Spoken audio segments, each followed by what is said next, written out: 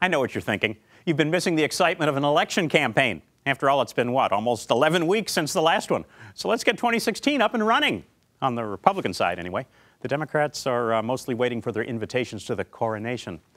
But it's very different on the GOP side of the Great Divide. Everyone's making moves. New faces, old favorites, even old non-favorites like this guy. Mitt Romney, again, the only person out there who can make Hillary Clinton look like the fresh, young alternative. That Mitt Romney? Yep. The news that old 47% is actually considering another grasp for glory has his party leaders reacting with religious fervor.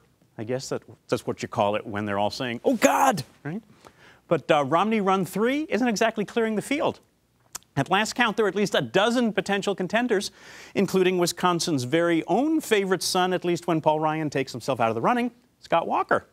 Scott Walker, who was only months ago telling us about all the good he'll do for Wisconsin in a second term as governor.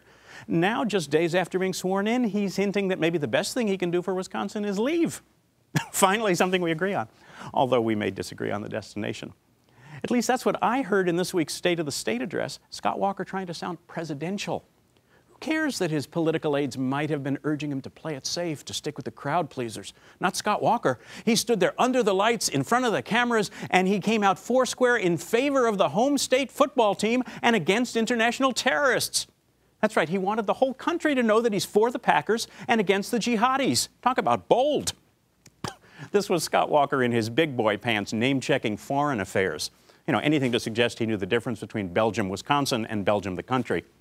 And what did he say about an attack by those jihadis? We will not allow it. Well, okay then, now that we've got that settled. How won't he allow it? He didn't say. Maybe next time. Meanwhile, he says he'll pray about his future, see what the Lord thinks about the idea of Scott Walker in the Oval Office. And hey, why not? God could use a good laugh, too.